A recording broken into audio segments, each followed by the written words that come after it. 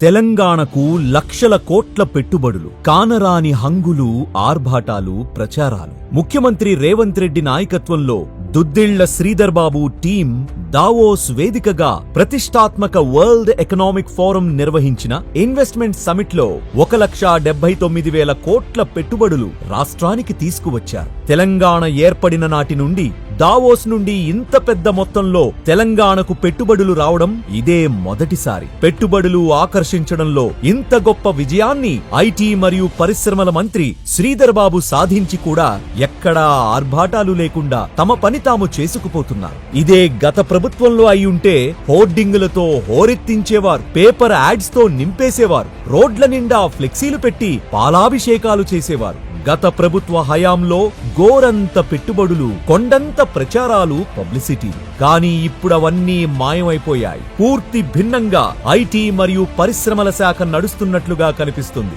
దానికి కారణం శ్రీధర్ బాబు సామాన్య దృష్టికోణం, వ్యక్తిగత ప్రచారాల కన్నా రాష్ట్ర ప్రజల ప్రయోజనాలపై ఉన్న అంకిత భావం.